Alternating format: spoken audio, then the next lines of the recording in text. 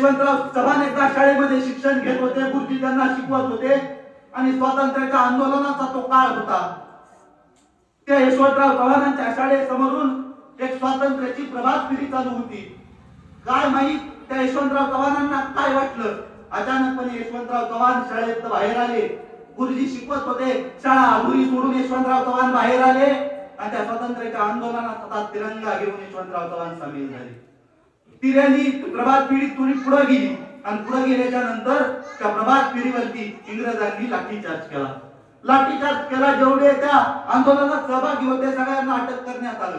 यशवंतराव चव्हाणांचं वय लहान होतं. लहान वयाच्या यशवंतराव चव्हाणांना इंग्रजांनी अटक केली.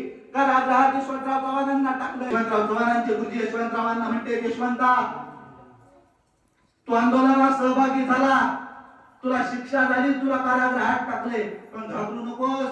या कारागृहाचा जेलर जो आहे ना, तो माझ्या ओळखीचा आहे. त्याची माफी माग, त्याची माफी माग, तो तुला सोडून देईल. ते यशवंतराव चव्हाणांचे गुरुजी यशवंतरावांना सांगतायत. ते यशवंतरावाच्या आईनं ऐकलं आणि तळपायाची आग मस्तकात गेली. यशवंतरावाच्या आई सांगत्या झाल्या, गुरुजी, काय म्हणून माझ्या पोरानं माफी मागायची? अजिबात नाही. काय गुन्हा केला माझ्या पोरानं?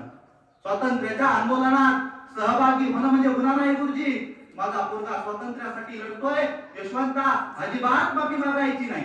आणि तेच यशवंतराव चव्हाण पुढे आपल्या कृष्णाकाठ आत्मचरित्रात लिहितात, जर त्या दिवशी माझ्या आईनं माझ्यावरती तो संस्कार, माझ्यावरती तो विचार रुजवला नसता, त्या यशवंताचा यशवंतराव चव्हाण झाला नसता आणि महाराष्ट्राचा मुख्यमंत्री आणि देशाच्या उपपंतप्रधान पदापर्यंत पोहोचला नसता.